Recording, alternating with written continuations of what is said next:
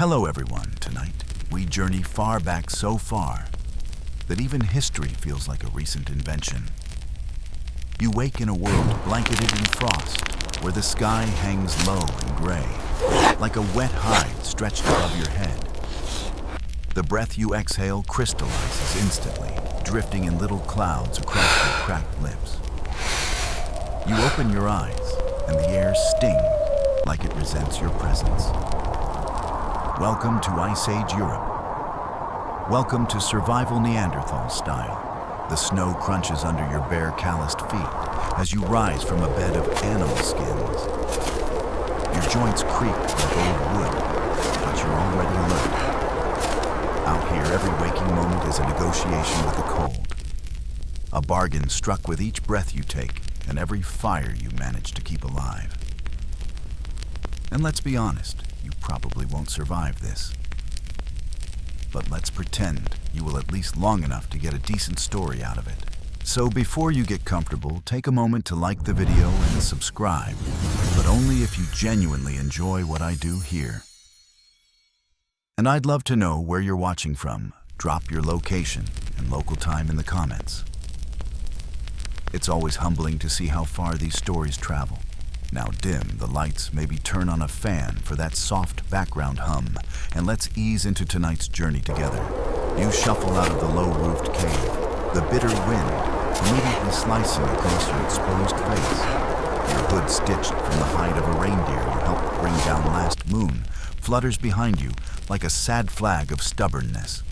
There's snow crusted on the world like a permanent skin, and everything is silent, except for the occasional groan of distant glaciers shifting in their slow-motion rampage across the land. You are Neanderthal. You don't know that term, of course. To you, there are only two kinds of people your kind, and the occasional others who either grunt in a strange dialect or look suspiciously long-limbed and fragile. Your hands are square fingers, thick palms strong enough to crush an acorn without trying. Your skull is heavy, thick-browed, holding a brain slightly larger than that of a modern human, but you don't exactly use it for coding or calculus. You use it to remember hunting paths as the weak spots in mammoth herds and the best caves for shelter. You also use it to worry, because the cold isn't just cold, it's hungry. It eats time. It eats movement. It eats you if you're not fast, strong. And sometimes, let's admit, just lucky.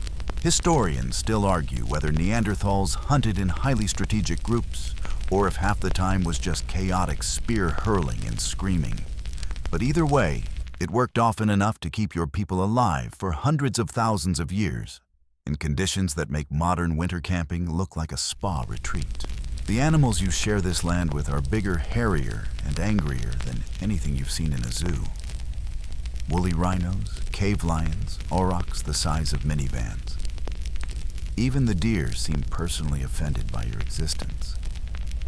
But you don't mind. They're part of the challenge part of the calendar. Their movements mark the seasons. When they vanish, you know to start burning extra dung in the fire pit. And yes, that's a real thing. Burning animal dung was common fuel in this era. Not ideal for aromatherapy, but out here, you can't be picky. The air tastes like ash and frost as you scan the whitewashed horizon. Somewhere, a wolf howls not close, but not far enough to ignore.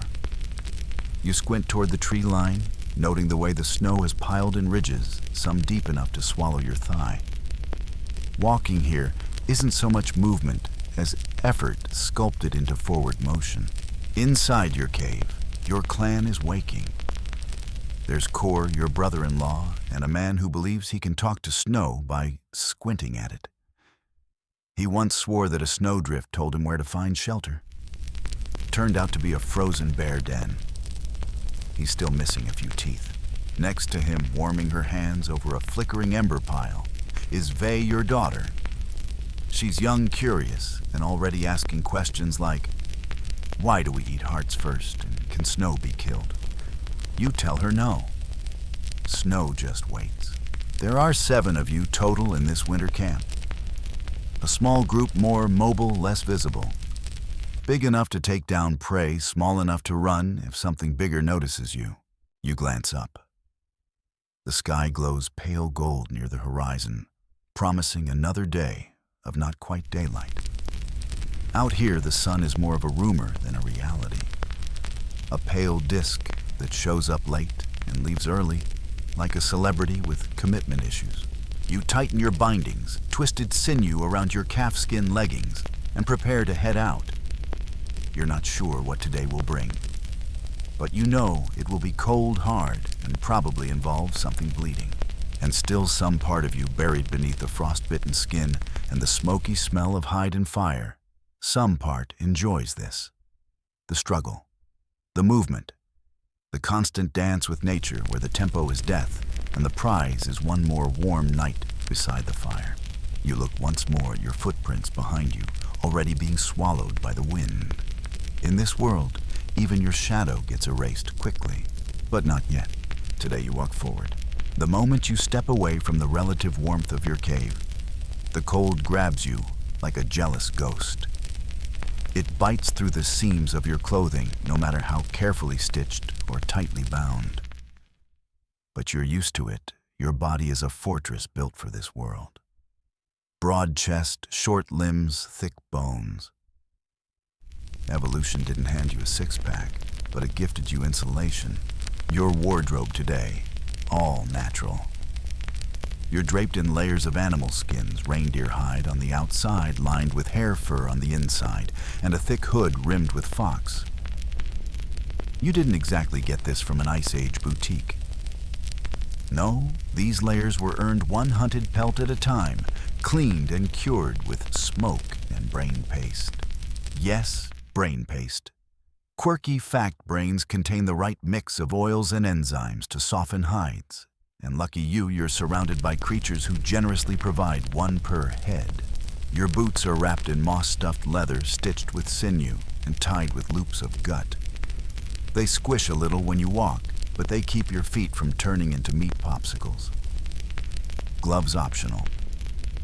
You're using your sleeves today. A few of your fingers are already stiff, probably frost nip. If they go black, you'll just gnaw them off and keep going. Or ask someone else to. It's that kind of place. You don't dress for fashion here, you dress to not die. Historians still argue whether Neanderthal clothing was stitched or simply draped and tied in place. But you know the answer, stitch or die trying.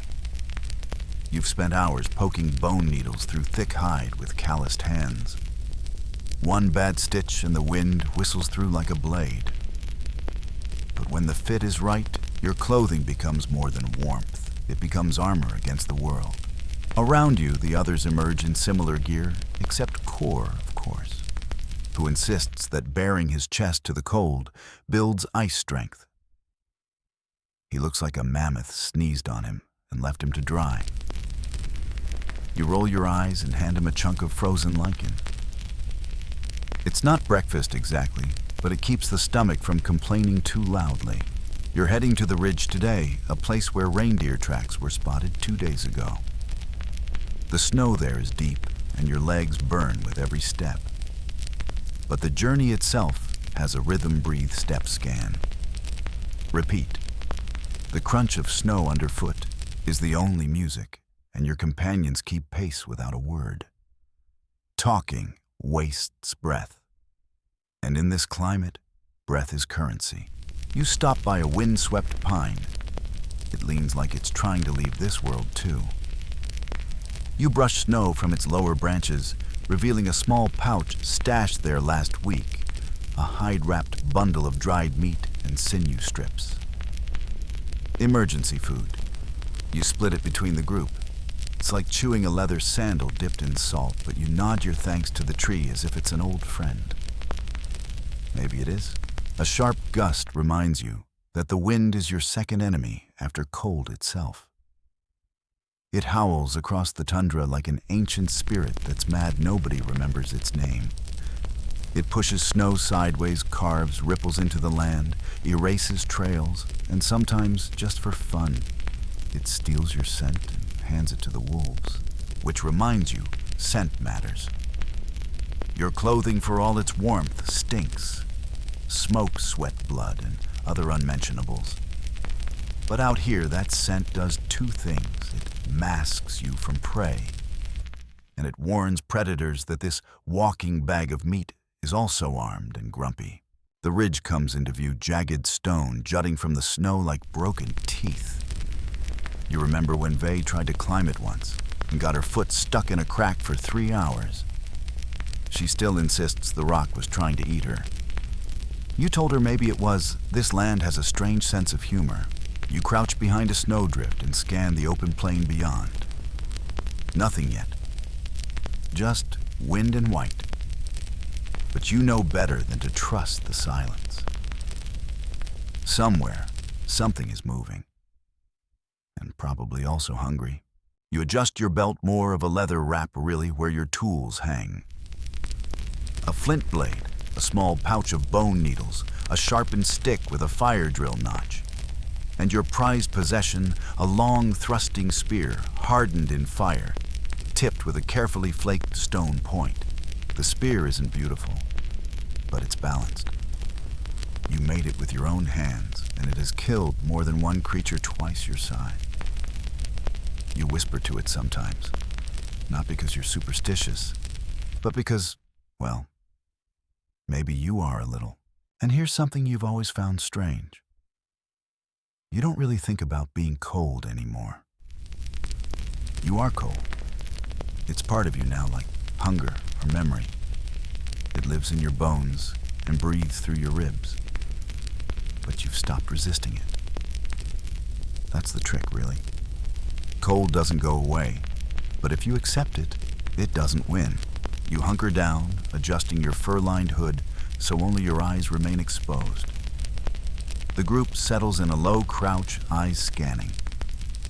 You look left and catch Vey mimicking your pose. She grins under her scarf, snowflakes catching on her lashes. And just for a moment, just when you feel something like joy, the kind that only comes when you're fully wrapped in fur, standing in a frozen world, surrounded by those who understand that survival isn't a punishment, it's a skill, and you're getting better at it. The cave isn't warm, don't get that idea, but it's warmer. Warmer than the outside, where wind slices across the open world like a flint blade. Warmer than the open sky, where stars blink like frozen eyes. Warmer than the bones of the last man who thought he could sleep outside just for one night.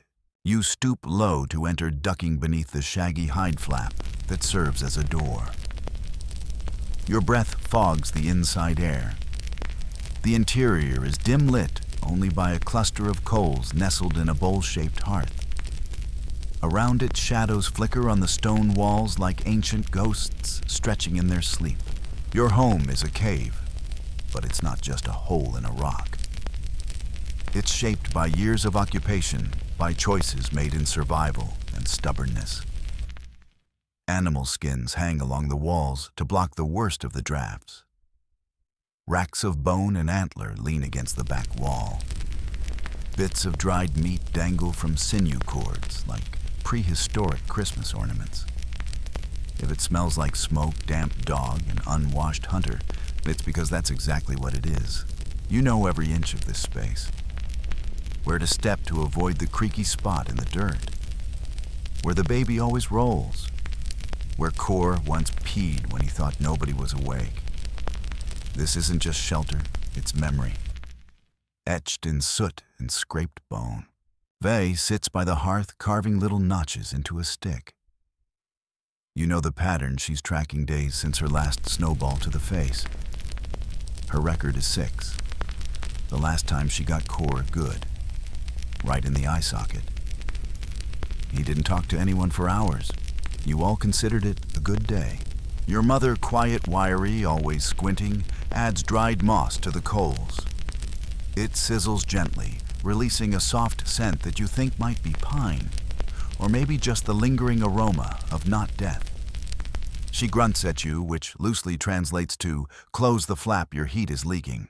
Historians still argue about how social Neanderthals really were.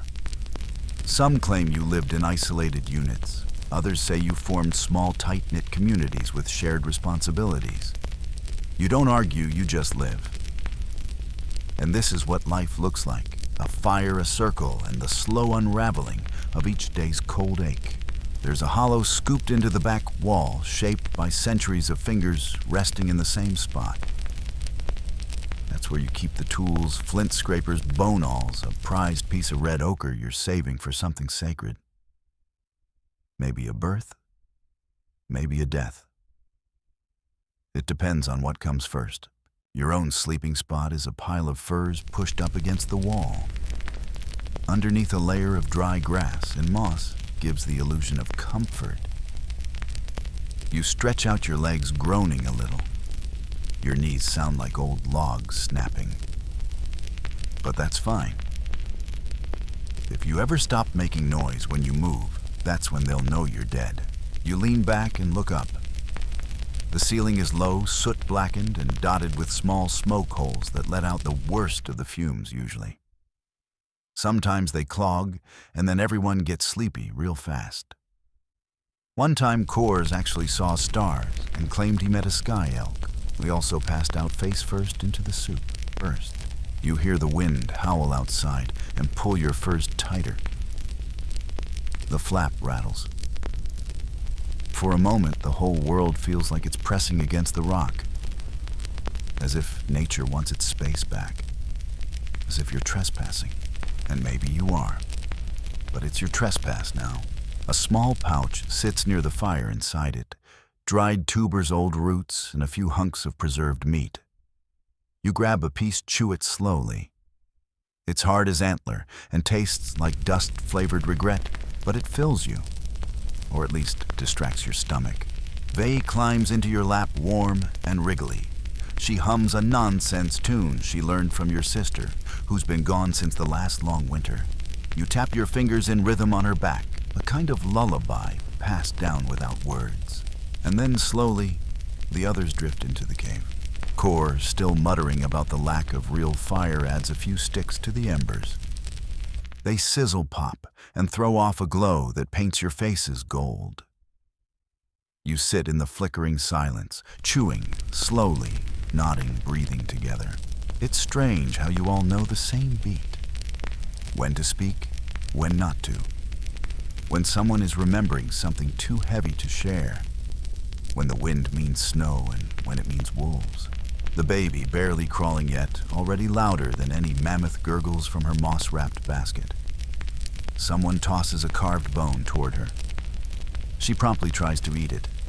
You all pretend not to watch, just in case it turns into a choking hazard and ruins the evening. Above the hearth, the stone wall bears soot drawings, thick lines, spirals, marks that could be mammoths or just really fat horses. Nobody's sure.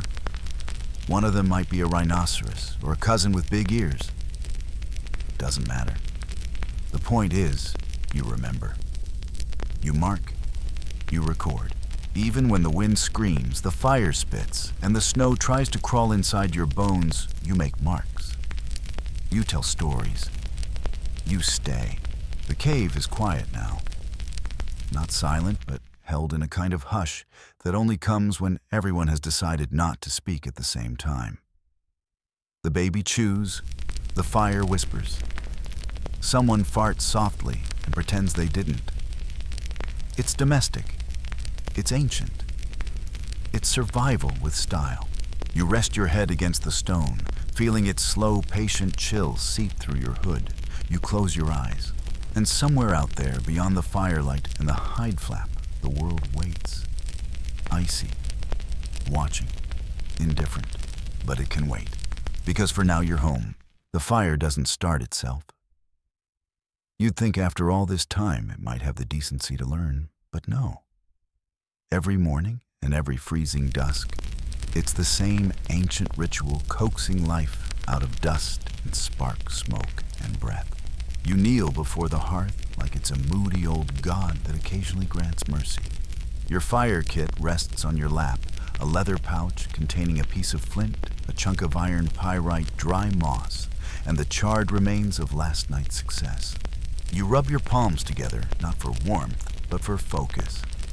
Your body remembers the rhythm, even if your brain hasn't had mammoth fat yet today. Historians still argue whether Neanderthals knew how to make fire, or simply carried it around once lightning or lava did the hard part.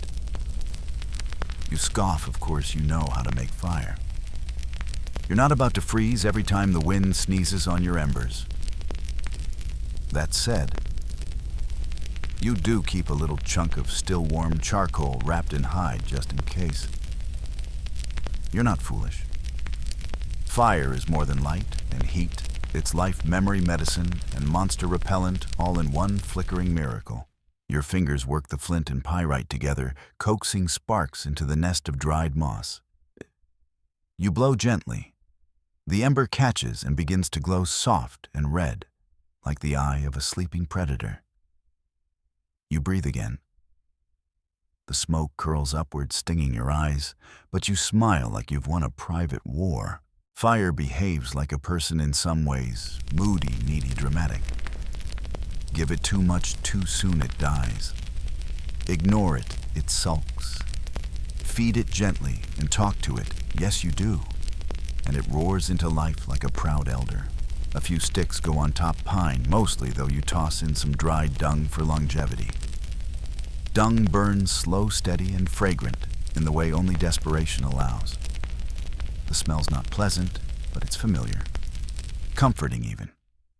You've learned to associate it with warmth, full bellies, and not being dead. Behind you, someone groans awake. Probably Core. He'll want tea or what passes for it, a steeped handful of herbs in heated bone broth flavored with whatever root wasn't stepped on that week. You pass him the cup like a priest delivering holy soup. He grunts. You grunt back. It's a whole language. You sit beside the flame now, feeding it slowly. The shadows play across the walls again, and for a moment you imagine stories in their dance. A mammoth chase. A snowfall that swallowed a camp. That time you all thought the moon had disappeared, but it was just hidden behind a giant bird's butt. Even firelight becomes narrative. Your daughter Vey joins you, her face wrapped in fur eyes wide and still half asleep. She stares at the flame, as if it might tell her secrets. You pass her a piece of fire-warmed stone to hold. It's not magical, but she believes it is, so now it is. And then, like clockwork, the questions begin. How did fire get here? Can it go back inside the stone? Is it alive? You don't have answers. But you give the best ones you can. You tell her the fire was stolen from the sky. That once someone climbed a tree so high, it scraped the stars and brought fire back, wrapped in their beard. You know it's nonsense. But so did your mother and her mother before her. Nonsense keeps the dark quiet. You glance over at the wall where your clan once scratched a symbol that only you still understand. A spiral of dots next to a crude figure with arms raised toward a sun. It's a reminder fire is not just survival. It's inheritance. You teach it. You pass it. You protect it. Outside the cave, the cold whines against the stone, offended that it's been locked out. You smirk. Fire is your fence, your snarl, your whispered no to a world that wants you gone. Of course, fire isn't perfect. It can betray, burn fingers, eat shelters, blind prey during the hunt if smoke blows the wrong way. You've lost things to fire, but never your respect. Tonight the group gathers again. The flame is stronger now, fed with old pine branches and the remains of a ruined basket. Someone tosses in a feather. It sizzles, curling like a dying memory. Core tries to tell a joke. Something about a cave bear a shaman and 3 rotten eggs. It lands with a thud, but you laugh anyway. He laughs too. The fire laughs loudest. Vey dozes against your side. You wrap her in another layer and let her sleep. She dreams easier near fire. You all do. Maybe because it wards off the teeth in the dark. Or maybe because the sound of popping wood is like a lullaby no one ever had to teach. And just as you're drifting too, someone throws a fresh branch onto the coals. The fire surges, the walls glow, and everything just for a moment feels possible again. Your stomach growls before you even open your eyes. It's not polite, but then again, neither is winter. Hunger is just another voice in the cave, just louder and ruder and more persuasive. You sit up slowly, bones creaking in protest. The fire has dwindled to a few glowing coals, barely warm enough to chase the frost from your nose. You reach for the food pouch you tucked beneath your sleeping furs, always close, always guarded, like a jealous secret. Inside a fist-sized lump of frozen fat, 2 strips of smoked reindeer meat, and half a handful of dried berries that have turned into rock-hard little sadness marbles.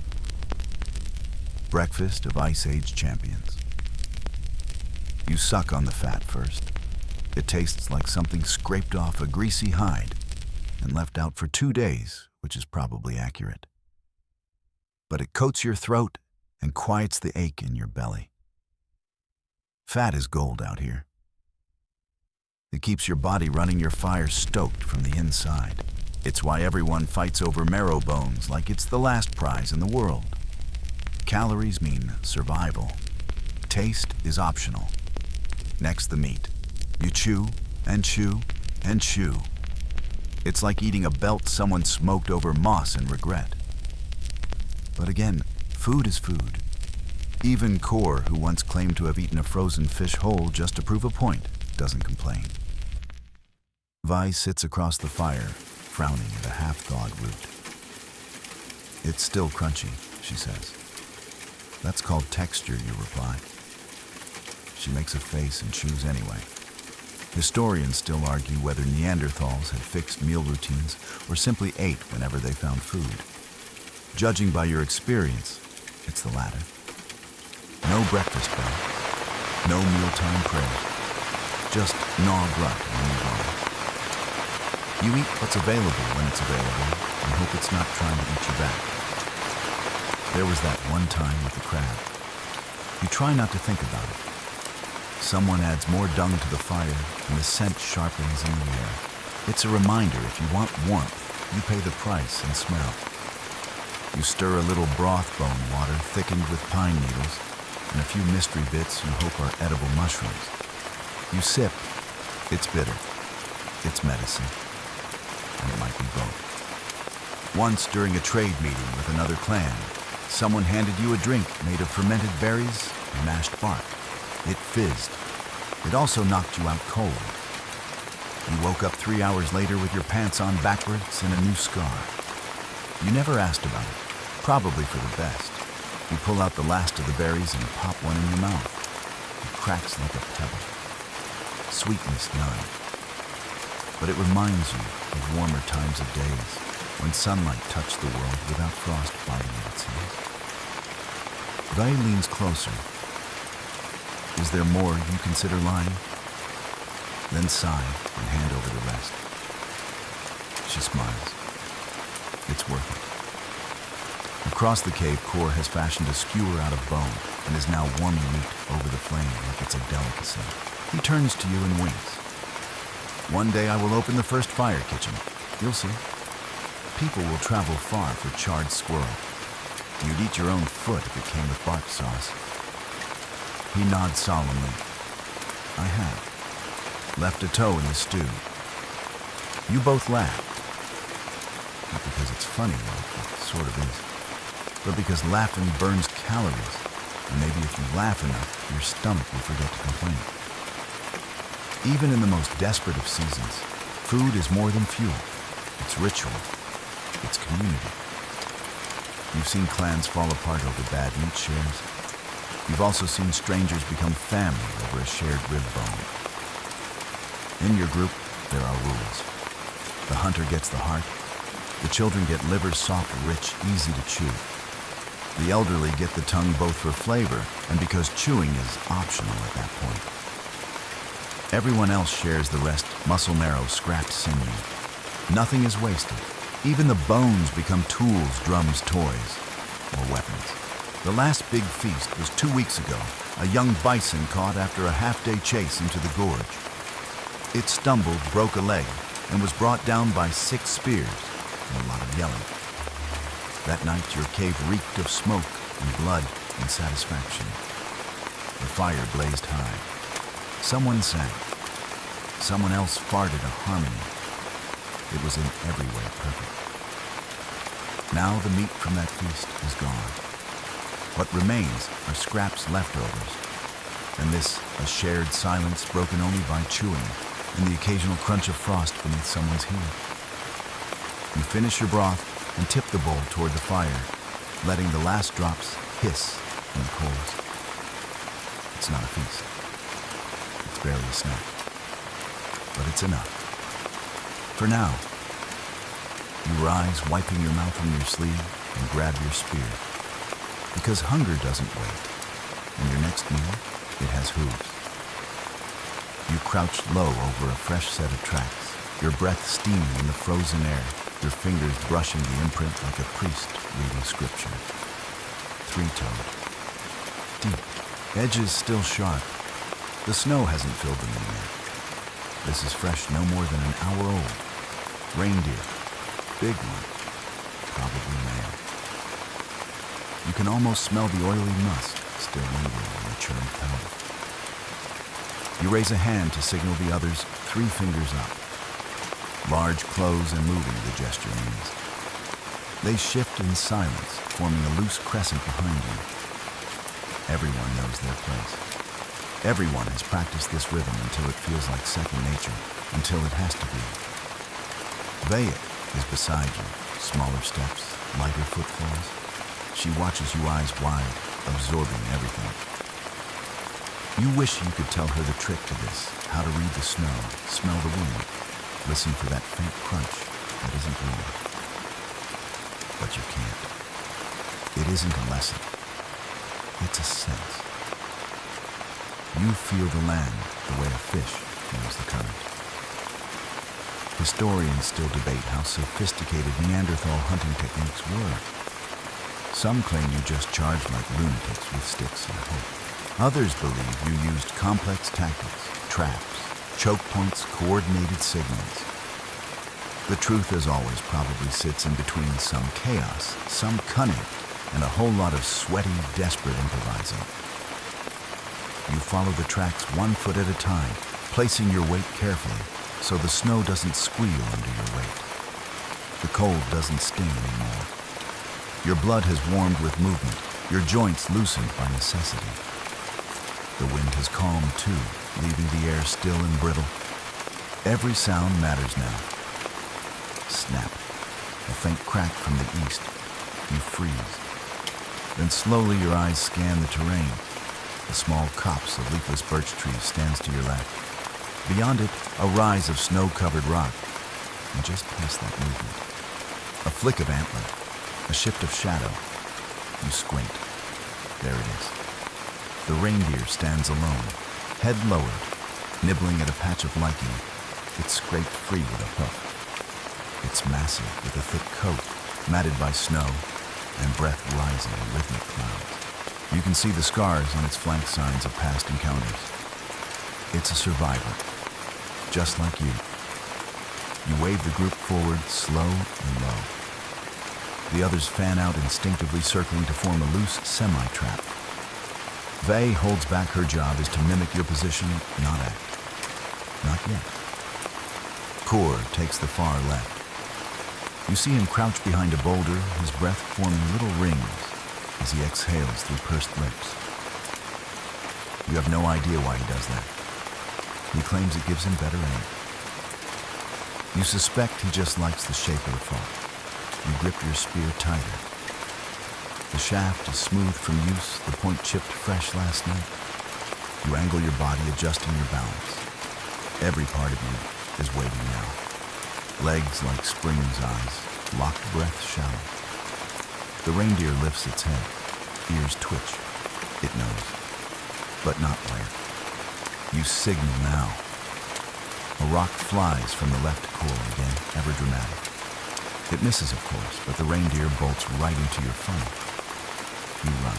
The snow is deep, but your legs churn like pistons. Your breath comes in clouds. The world blurs, except for the movement ahead. Bounding legs flared, nostrils frantic hooves. You close the gap. The others do the same. Spears fly. One hits. The reindeer falters, stumbles, skids in the snow, then crashes into a drift. You reach it first, plunging your spear deep behind the shoulder. It jerks once, exhales a sound that's almost a groan, then stills. Its eye wide and glassy reflects the sky like it's already turning to ice. Silence. You stand panting, snow clinging to your furs. The others gather. They approaches slowly, reverently. She kneels beside the body and lays a hand on its flank. "Thank you," she whispers. "It's not a superstition. Not really. Just respect. You take what you must, but you remember that you took. That matters." The work begins quickly. You and the others use flint blades to slice open the hide. Warm steam rises from the body. As you pull back the thick fur, the organs come out in a slow cascade red, slick and vital. The liver is lifted high and passed around. Everyone gets a bite. It's a tradition. Fresh, raw, and somehow electric. You swear it warms your insides faster than any fire. The heart is given to the eldest in the group, a nod to her years and her stories. She chews slowly, eyes distant, remembering a time before you were even born. You remove the tendons, strong fibrous cords perfect for bowstrings or binding. The marrow bones are set aside with care. Even the hooves will be boiled for glue later. Nothing is wasted, except the part Coors insists smells like death's armpit. You don't argue. By the time you're done, the snow around you is stained pink. Your hands are numb, but your chest is warm. Not just from exertion, but from success, from sustenance. You look at the others. They're smiling, laughing. Vi has smeared blood on her cheek, trying to look fierce. She looks ridiculous. You grin. This is what hunting means here. It's not glory. It's not sport. It's survival painted in sweat, blood, and snow. And you've earned it. You drag the meat-laden sled across the snow, your shoulders groaning under the strain, your breath puffing in sharp bursts. The others walk behind or beside you, each carrying bundles of organs, bones, and precious hide wrapped in fur. The sled itself is crude, just a flattened rack of lashed branches, and runners groaning with each rock it bumps, but it works. Barely. The kill was a triumph. Now comes the harder part, getting it home without becoming someone else's dinner. You glance up at the sky. Gray again. No surprise there. The clouds hang low and sullen, like they've been bullied into never letting the sun back out. It's not snowing yet, but the air smells like it might soon. You can't afford to linger. The warmth of the carcass will fade, and with it your chance to eat while it's still fresh. Cor lopes ahead, muttering about snow spirits in the trees. You let him ramble. He's useful, strong, loud. And if anything's watching, he's the noisiest target. You take the low path back toward camp, skirting a ravine that used to hold a river before the ice swallowed it. The snow here is uneven, shaped by ancient winds into ridges and dips. Every footstep is a negotiation between balance and hope. Vey walks beside you, dragging a haunch wrapped in hide. She's trying to act like it's no big deal, but the bundle is almost as big as she is. You offer to take it. She glares at you. I can carry my part. You nod. Let her have the pride. She's earned it. Then you all stop. You didn't hear anything. You felt it. A tremble beneath the snow. A silence too sudden. Predators. You scan the horizon. To your right, a line of twisted pine trees. To the left, a low rise where the wind has cleared the snow to reveal patches of black rock. Movement. There. Quick. Low. Wolves. 3 of them, maybe 4. Shadow gray against the snow, silent as memory. They're not attacking. Yet. Just watching. Historians still argue whether Neanderthals had coordinated defense strategies or just screamed louder than their enemies. In this moment, you decide to hedge your bets. You raise your spear high and bark a warning, a deep guttural roar you barely recognize as your own. The others follow suit. Kor picks up a stick and waves it wildly like he's swatting invisible bees. The wolves pause, and slowly, reluctantly, melt back into the trees. You exhale, but you don't relax. This is the ambush game, and you know how it works. You've played it. You once spent a whole day crouched in a snowbank, waiting for a herd of ibex to edge close enough to spear. Your legs went numb. Your nose froze. But it worked. You got the kill. And now you wonder, are you the ibex today? Your group tightens. You push the sled harder, eyes darting between trees and rocks and the long, pale sky. You're not far from the cave now. Maybe half a mile. But a lot can happen in that space. Snow can swallow. Ice can crack. Teeth can flash from behind a tree. You pass the bone marker, 2 old ribs lashed together in the shape of an axe. You placed it there months ago to mark the safe slope. It means you're close. You feel your body start to ease your grip on the spear, loosening just slightly. And that's when the wind shifts. You smell it before you hear it. Wet, musky, wrong. Then a low growl. Close, you spin. Behind you, no more than 20 paces away, a wolf larger than any you've seen stand staring. Its coat is mottled gray and brown, thick as a bear's, and its eyes are fixed not on you, but on the meat. It takes a step forward. Vi whispers, "What do we do?" You don't answer with words. You shift your stance, plant your feet, raise your spear, and the game begins. The wolf lunges. You meet it with a roar and a jab. It flinches circles. The others form a line behind you. Not perfect, but enough. Kor throws a rock. It misses by a mile, but the gesture works. The wolf backs away again. You hold position. Long minutes pass.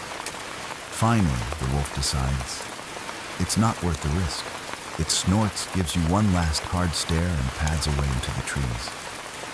You don't move until its footsteps are gone. Then slowly, you resume the journey. By the time you reach the cave, your arms ache, your legs burn, and your breath is ragged. But the meat is intact. The group is whole, and the wolves, this time, walked away. You drag the sled into the cave mouth and collapse beside it. Vi throws herself down next to you, laughing breathlessly. "That was awesome," she says. You smile, because it was. And because you're still here, the smell hits you before anything else. It's not foul, not yet, but sharp, metallic, and thick. The smell of blood cooling in the air, of fat beginning to congeal. It's the scent of victory and of work. You know that smell better than your own skin. Inside the cave, the reindeer carcass lies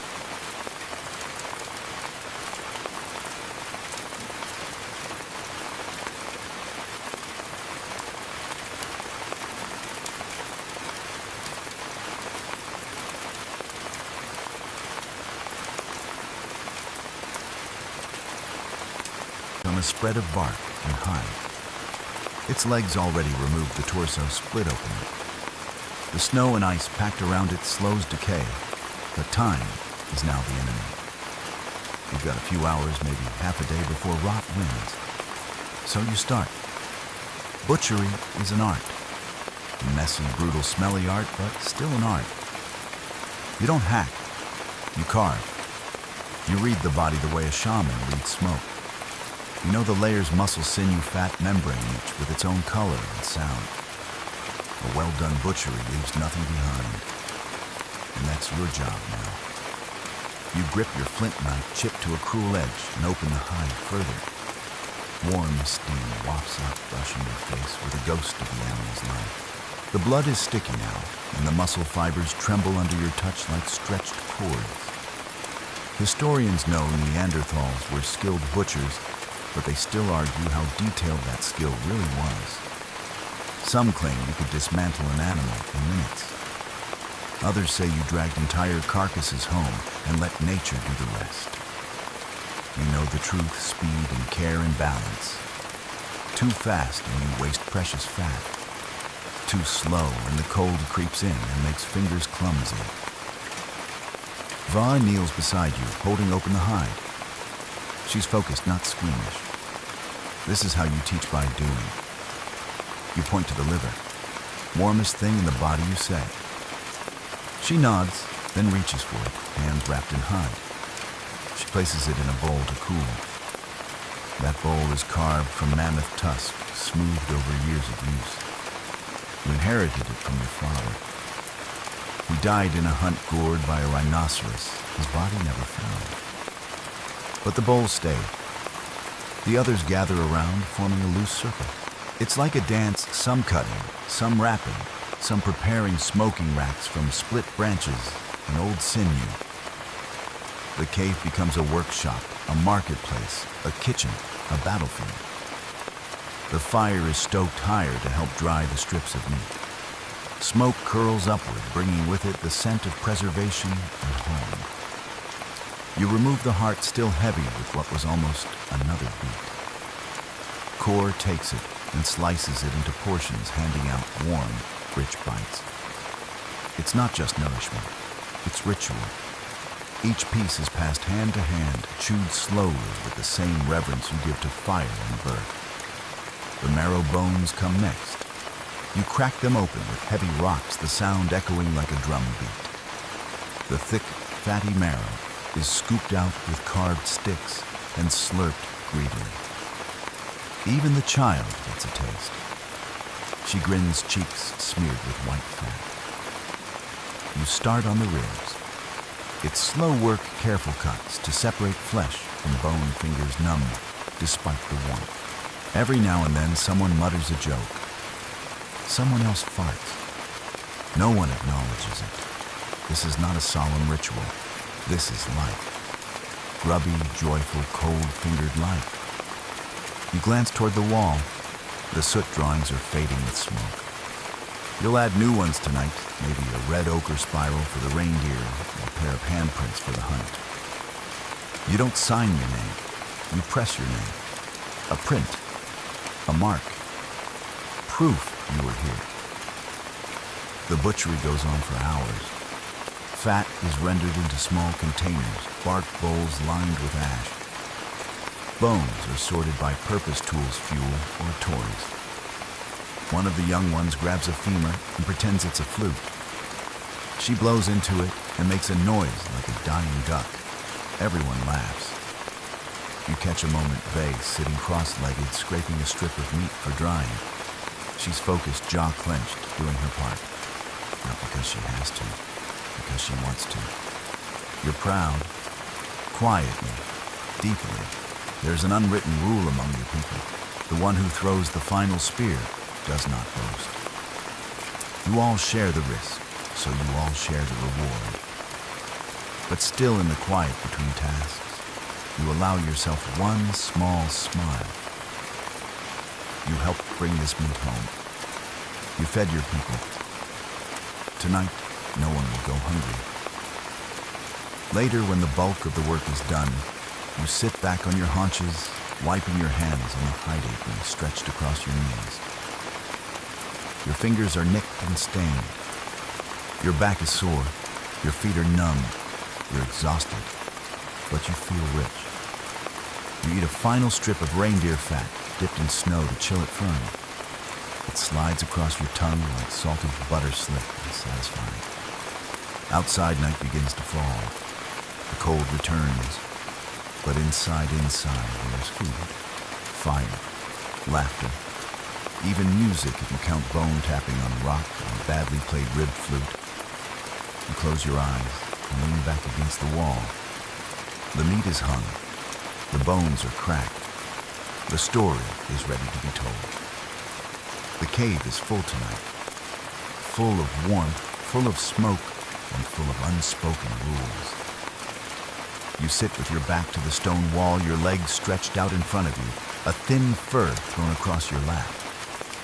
Around you, the others crouch or sit cross-legged chewing, whispering, laughing, but always watching.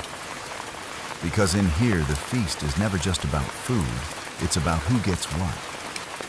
You pass a strip of dried meat to Vey and receive a nod of thanks. She's learned the silent cues, the small gestures that say that's mine, or that's fair, or try that again, and I'll throw you in the fire pit. You remember your own childhood sitting wide-eyed near the back, waiting your turn, clutching your share like treasure.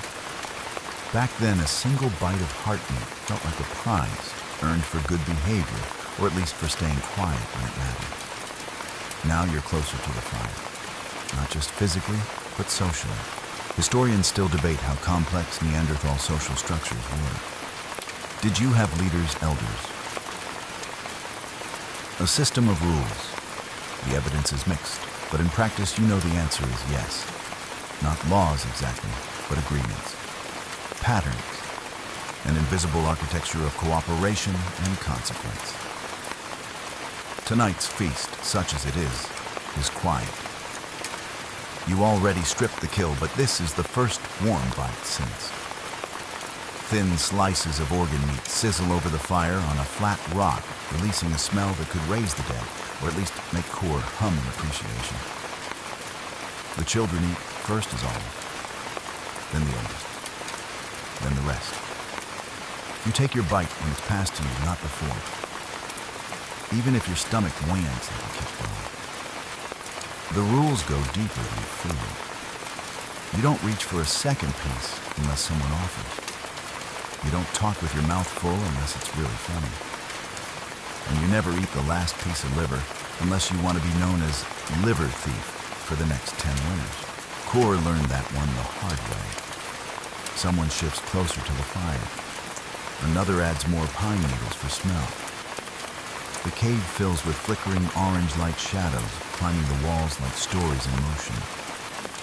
Vey points to one of the soot marks, an old one, maybe a reindeer, or a very enthusiastic badger. She tilts her head. Is that the one you hunted when you were little? You grin. That one was drawn before I was born. She stares at it, lips pursed. Did they share too? Always. That's the key, isn't it? You survive by sharing. Food, warmth, warnings.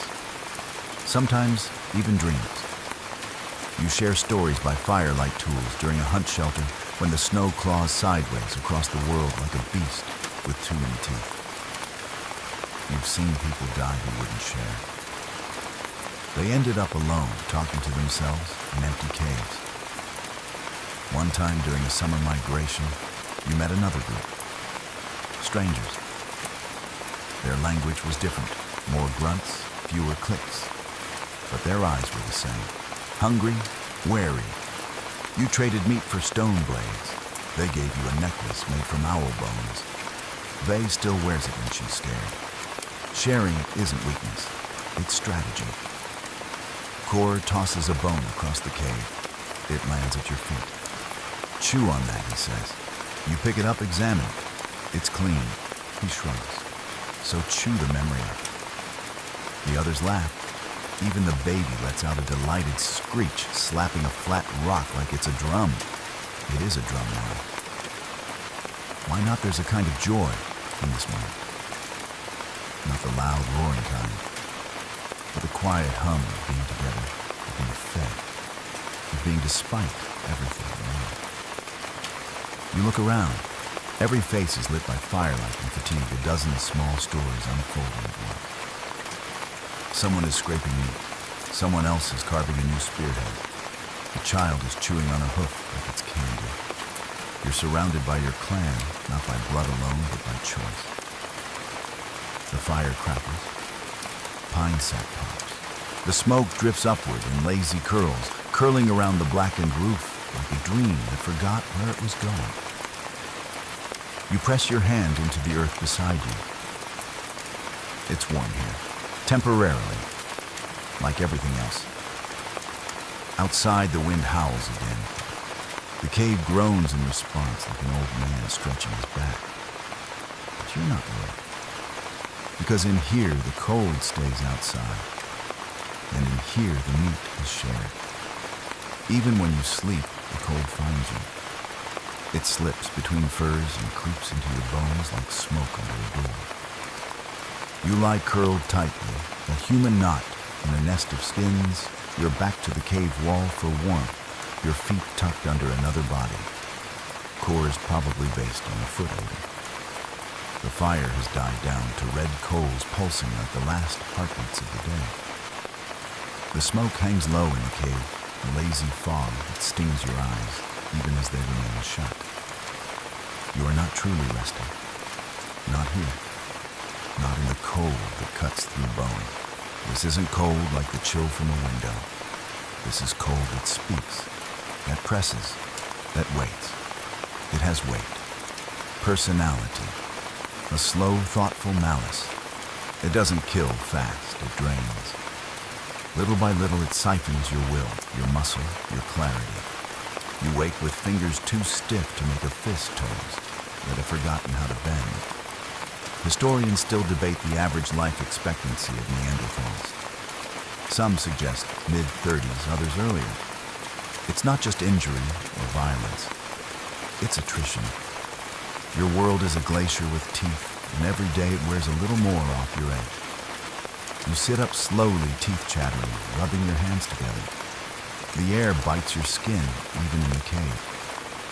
Ice has formed in the corner, and your breath fogs like you're exhaling ghosts. You reach toward the fire pit, coaxing a few sparks from last night's embers, nudging them with dried moss and careful breath. The cold watches from the shadows, waiting for you to fail. You don't. You add a dung patty and a split branch. The fire flinches, then flares. The cold hisses, but does not leave. It never really does. Across the cave, Vae is awake too. She's bundled so tightly in furs, she looks like a rolled-up ball. Her nose peeks out red and twitching. It's cold, she whispers. I know. It's always cold. The worst cold isn't at night. It's morning cold, the bitter slap of rising, leaving the last trace of body heat behind, and stepping into an air that wants to kill you for daring to move. You roll your shoulders, joints snapping like dry twigs. Your hip aches. Old wound. Fell through a snow bridge 3 winters ago. You were lucky. Didn't break anything, but the cold moved in after that. Took up residence. Now it hums there deep and constant. You've named it Sharpie. Even the fire doesn't fully fix it. It just buys time. Vae stirs beside you, rubbing her eyes with mittened hands. Why is the cold so loud? You chuckle. Because we gave it too many years. It's true in a way. You hear the cold here. The creak of ice above the cave. The crackle of frost on rock. The sound your breath makes when it freezes midair and falls like mist. The groan of wood being twisted by sub-zero tension. You've heard it sing before. A kind of high-distant whistle like a bird that got lost in a glacier. You used to ask the elders what it meant. They said it was the cold telling stories. Warnings, promises, jokes sometimes. They said the cold remembers everything, every footprint, every lost child, every fire that failed. Now when you hear it, you listen politely, like you would an old friend who talks too much about death. Kor wakes with a snort, snowflakes in his beard. He grumbles, rubs his hands, and immediately starts complaining about the firewood. Too wet, he says. We need better pine. You ignore him. There is no better pine. Just the pine that hasn't already been burned. Still, he suits up and heads out to forage. You admire the stubbornness. He'll come back with a stick of story and probably 3 new bruises. You focus on the tasks that warm you. Breaking ice from the water pot, stretching the hide covering the entrance, adding more dung to the fire. It stinks, but it burns, and in this world, that's enough. You check the meat drying rack. A few strips have frozen solid. You suck on one like it's a sad popsicle. It numbs your tongue, but it feeds the fire inside. Then you sit by the coals, shoulders hunched, and let the warmth creep back in like a wary dog. It doesn't come fast. It never does. The others stir moving like old trees in the wind. You all look the same right now, pale, stiff, blank-eyed. Not dead, but close. You warm your hands again and look out toward the cave mouth. The light outside is still dim. No sun. Just a gray brightness that says good luck and slams the door in your face. You know what comes next, hunting. Foraging. Stretching. Repairing. Surviving. But for this one moment here by the fire in the heart of the cave, you do nothing. And you listen. To the breath of those around you. To the slow crackle of flame. To the cold whispering, still here. So are you. The smallest among you is awake now, wide-eyed, wild-haired, and already covered in soot. She toddles across the cave, bumping into legs and tripping over furs, squealing in glee. She finds an abandoned rib bone to chew. You watch her with one eye, a slab of meat balanced on your knee, and wonder how does anything that small survive this world. But she does. She thrives. Because Neanderthal childhood isn't soft, but it is full of motion noise and a strange kind of joy. Vey waves a stick at the baby who flops onto her back and pretends to die dramatically. Everyone chuckles. It's a good death. Plenty of flailing. Even the fire seems to laugh, sparks snapping into the cave's heavy air. You think back to your own childhood. No memories are ever sharp, more like frost-misted impressions. Being swaddled in fur, riding on someone's shoulders across an icy plain. That first bite of sweet root. That first lesson in survival, don't touch a glowing ember unless you want to find out what skin smells like when it screams. Historians still debate how long Neanderthal children stayed children. Some think you matured fast, full-grown by 12. Others suggest a slower pace with teaching through play, watching mimicry. You know this by the time you could walk. You were expected to notice. When to duck, when to hush, when to run. And play well. Play isn't frivolous. It's training in disguise. Vey is carving a snowball again, not for throwing, but shaping. She rolls it, packs it, and casually lets it fly. It arcs beautifully and lands squarely on Kor's back. He turns slowly, menacingly. Oh no, Vey whispers. The little moss gobbling Kor growls. And the battle begins. Snow flies inside the cave, which should be forbidden, but nobody stops it. Not yet. Not while the baby is laughing so hard she hiccups. Not while Vey darts behind you for cover, giggling as she tries to reload. Kor, dramatic as always, scoops a truly unreasonable amount of snow into a bundle and lobs it. It misses Vey and hits the fire pit. Hiss, sizzle, puff of steam. Everyone freezes. That was the line. You all burst into laughter anyway. This is how a cold world stays human with noise, with silliness, with defiant joy. You carve spears from bone and also tiny reindeer from scrap flint. You boil roots and also pretend the snowdrift outside is a monster's belly. The children play because fear is constant and laughter is how you punch it back.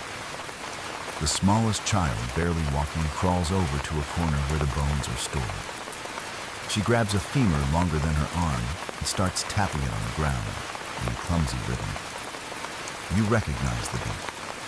It's the one you taught her. 2 taps, a pause, then 3. Signal for safe to approach. You catch her eye and return the rhythm, this time on the wall with your knuckles. Tap, tap. Pause.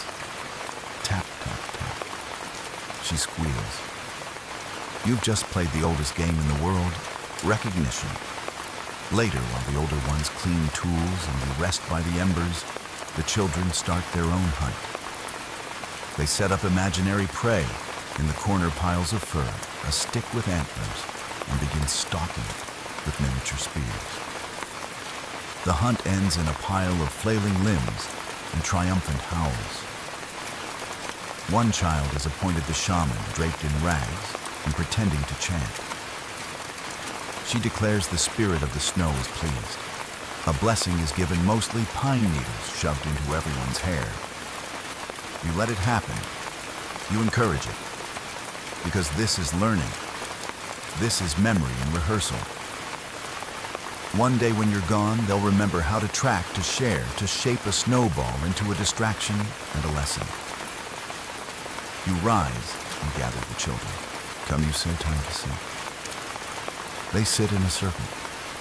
Even Core pretends not to care as he tunes his makeshift drum, a hollowed-out gourd stretched with hide. You hum the old tune low and slow. It has no words, just shape, a kind of lullaby for ice and teeth. They hum with you. Vi adds her own high note. The baby claps on the wrong beat, perfectly wrong. It echoes through the cave, not loudly, but fully, filling the air between smoke and stone. You think of the future then, not distant, but near. Just one more season, just one more migration, just one more winter survived. The child beside you leans into your side. Her fingers find yours tiny and possibly warm. You hold on, night again, and with it, something else music. You sit in the back of the cave legs, stretched toward the embers, the fire casting long shadows on the stone wall. Someone has started tapping softly, rhythmically, on a hollow log. Someone else hums low in your throat, a note so deep it sounds like wind sneaking under the skin. And from the corner, cradled in Vay's hands, comes a strange and beautiful sound.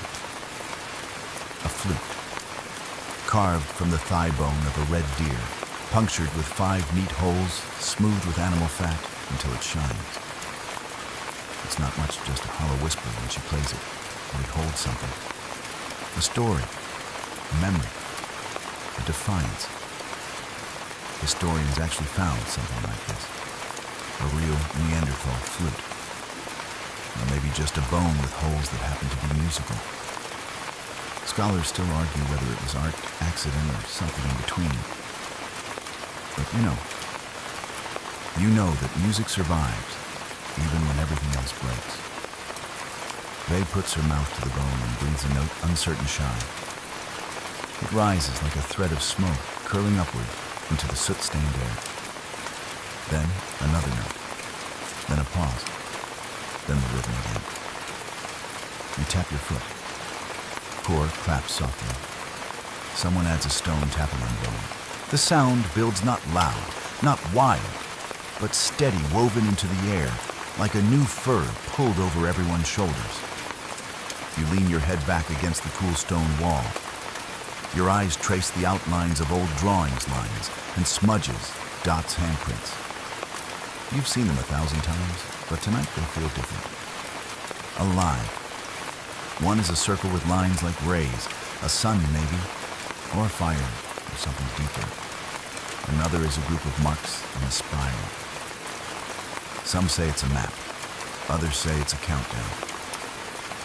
You like to think it's a song carved long ago in the rhythm of stone. Even without words, your people speak. You hum with them now. Low, steady. It vibrates in your chest like a second heartbeat. The baby bounces on her heels, delighted by the sounds. She picks up a bone shard and starts tapping it against a rock, wildly out of sync, but with heroic enthusiasm. The others laugh. No one stops her. Why would you? This is the oldest kind of magic, taking nothing and making something. In the other corner, your mother hums softly.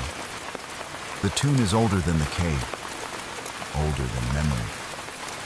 She once told you it was her mother's song passed from breath to breath, never changed, never forgotten. It has no name. It is the name. You begin to mark the beat on your thigh. Tap, tap. Pause. Tap. The fire crackles in time. Outside, the wind howls. But in here, you all listen to your own storm. Faye plays again. Her fingers stumble on the holes, but she keeps going. The melody isn't polished. It's not perfect. But it is real. You remember the first time you heard that sound. You were maybe 12. A hunter named Olance brought the flute back from a long trip. No one knew where he found it. He said it came from the air when you all rolled your eyes. But then he played. Just once. And the cave stopped. No chewing, no whispering. Even the fire seemed still. It wasn't the prettiest sound, but it was different. And in a world full of repetition, hunt, eat, hide, survive, different is a kind of hope. You kept that hope. Now Vey plays that same melody, her breath shaky, her eyes closed. And somehow the air listens again. Not everything in your life has to serve a function. Not every object must kill, scrape, or burn. Some things are made simply to be heard, or felt, or remembered. You add to the rhythm with a soft chant under your breath. You don't even know the words. They don't mean anything. But your voice falls into the space between notes, filling in the cracks. Others join in. It becomes a low song, a hum with no end. A thread pulled through breath-time fire like frost. It wraps around everyone, makes the cave smaller, closer, like the walls lean in to listen. You glance over and catch Kor wiping his eye. He grunts and pretends to swat at smoke. You let him have the lie. Even warriors cry when the music is old enough. The song slows, the tapping fades, the flute goes silent. No one claps. You all sit in the quiet. The kind that doesn't demand anything. Just lets you be. Outside, snow falls. You don't see it, but you know. The air thickens. The silence deepens. You sit with your people, with sound still echoing in your ears. And the cave for this one night is not just a shelter. It's a symphony. You feel it before you see it. A prickling along the back of your neck. A stillness in the wind. A shift in the air pressure that tightens your jaw and makes you breathe quieter. Then the distant crack of snow underfoot. Not from anyone you know, not from anything that hunts on four legs. You rise slowly from the fire, hand resting on your spear. Vey pauses mid-scrape at the meat rack, her eyes darting to yours. No words, just shared instinct. You step lightly toward the cave mouth, each footfall silent, practiced, forgotten by the snow, even as it lands. Outside, the world is white, pale, gray, and whispering. The storm that passed overnight left soft powder and heavy silence. The trees stand like frozen sentinels. Nothing moves except one figure, then another. Strangers, humanoid, bundled in furs. 2 adults, 1 child between them hoisted on a hip. Their movements are slow, careful, non-threatening but cautious. One carries a long walking stick. The other holds something wrapped in hide. A trade bundle. You step forward, spear lowered, but visible. Vey emerges beside you, mimicking your stance. Inside, someone stirs. Kor's voice behind you is low. We've got company, you nod once, then you wait. When another clan appears, everything slows. Historians believe Neanderthals likely lived in small, semi-isolated bands.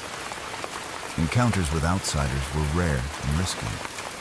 Some led to trade alliance, even romance.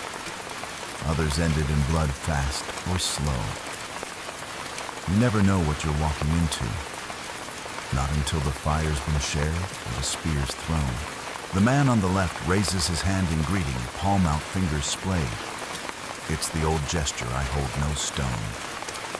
You return it, then step aside, inviting without speaking. They enter slowly. The child peers around your legs like a rabbit peeking from a burrow. The woman unwraps the bundle flint tools, dried fish, and a long strand of sinew rope. It's a good offering. Vey brings out your clan's trade pouch, dried berries, bone awls, and a wrapped cube of rendered fat.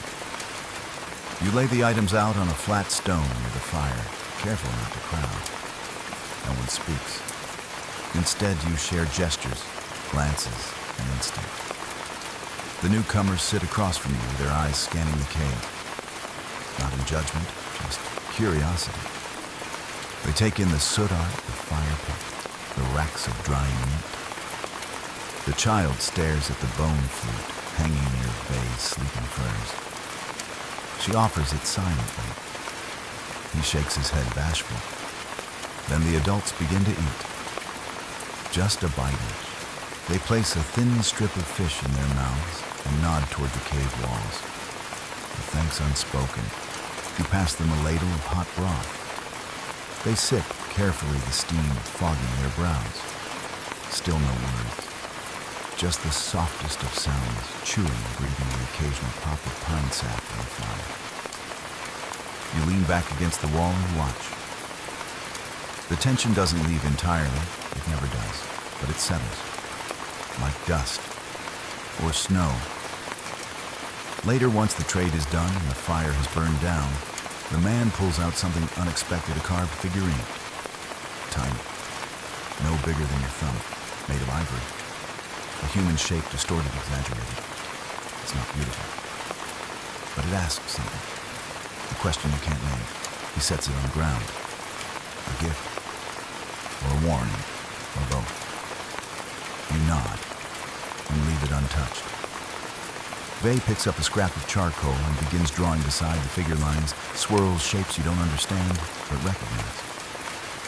The strangers watch. The woman smiles faintly. Then they stand.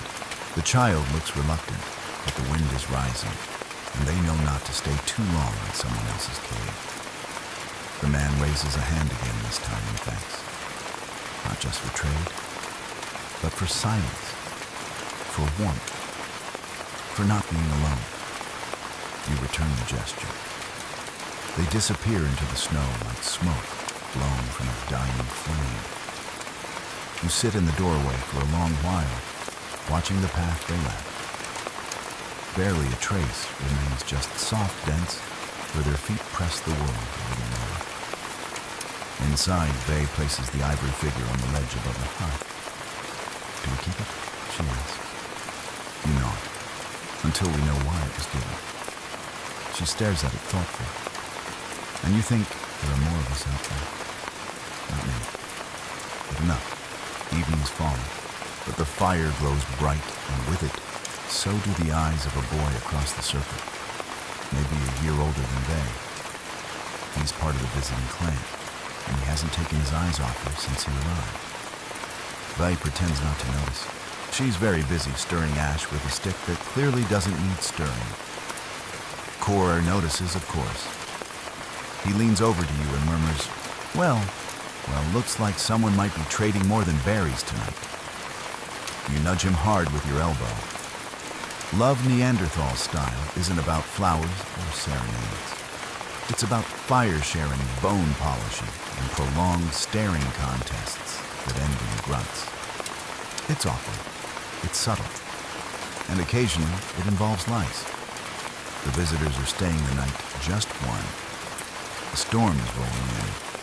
You felt it hours ago in the ache of your jaw, the stiffness in your lower spine. And now outside, the wind howls like a lonely animal.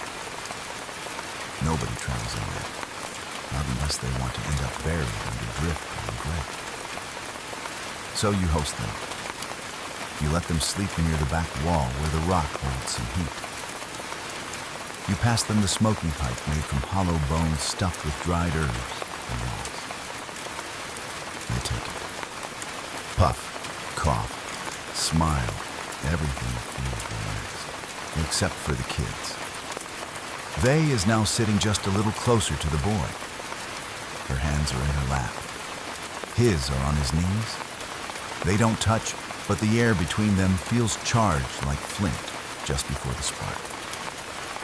You glance at your mother. She shrugs. Historians often wonder how courtship worked among Neanderthals.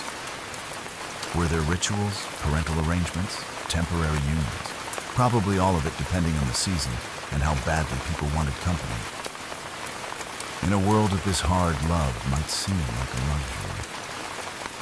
But it isn't. It's survival's companion. A softer rhythm running alongside the roar of cold and hunger.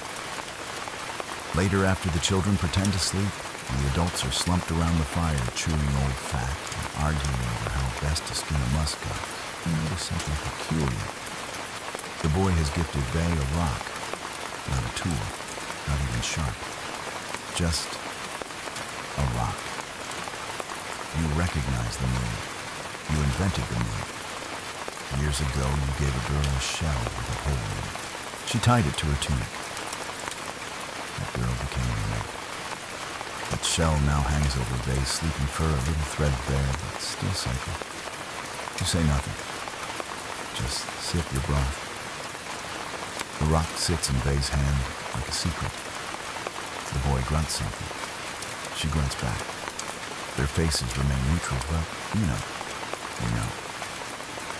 Love doesn't need language. It needs proximity. Shared firelight. The moment when your fingers almost touch, and that's enough. Core leans in again. Do you think she'll invite him for lice grooming? You snort.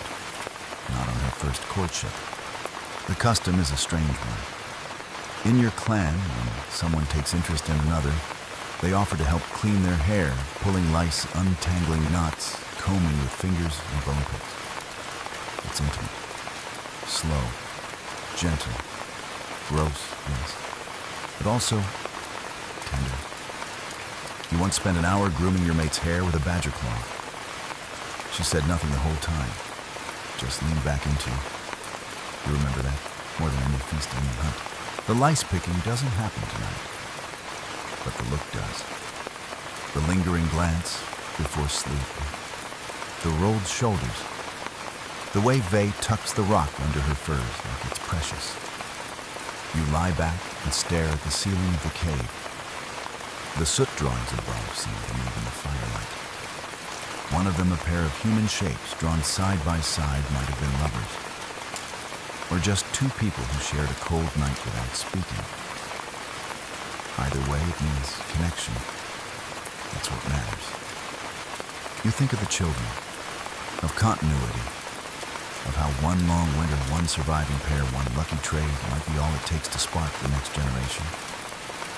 The wind groans outside. You roll onto your side. Vey sleeps near the fire. The boy is across from her, but he's awake. Watch him. You let him. Let her. Let the rhythm of life continue. Even here in the cold. Even now when nothing should be growing. Even in a world of bone and snow. There is room for something softer. You wake in silence, but something's wrong. It's not the cold, though it's always there, curled around your bones like a snake made of ice. It's not hunger either, though your stomach growls its usual complaints. No. This is something else. Something is watching you. You sit up slowly.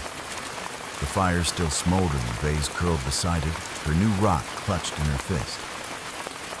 Core snores near the entrance, a half-eaten bone tucked under one arm like a teddy bear. The visiting family lies bundled in the far corner, all still. But your spine crawls. You stand, grab your spear, and step lightly toward the cave entrance. The flap of thick, frozen hide is stiff-rimmed with frost. You lift it gently, peer out. The sky is just beginning to pale, a dull bruise of color above the tree line. Snow stretches out in all directions, broken only by wind-carved ridges and the skeletal arms of trees. Then movement. To your left near the low stones that mark your garbage pit. You narrow your eyes. There it is, a lion, Massive, silent, ancient, the kind that stories whisper about. Its fur is pale, almost white with a mane of matted snow. It doesn't move like prey or predator. It waits, head low, tail twitching slowly, not crouched, not charging, watching. Historians know cave lions were real Panthera spelaea, larger than today's African lions, and probably smarter. Some think they were solitary. Others argue they hunted in loose groups, coordinated and cruel. No one knows for sure. But you know one thing with absolute certainty. This one is not afraid of you. It has time. You lower the flap and retreat into the cave heart hammer. You rouse core first with a soft kick. He opens one eye, sees your face, and goes instantly alert. What is it, lion? He exhales slowly. How close? Closer than it should be. You wake the others in silence. No panic, just movement. Hands finding weapons. Furs pulled tighter. Vey clutches your arm. Is it coming in? Not yet. And that's what unsettles you most. It should have attacked. It had the darkness, the surprise, the cold covering its scent. But it didn't. It waited. Which means it's thinking. You set extra firewood on the coals, stirring the embers into a blaze. Light spills across the cave walls.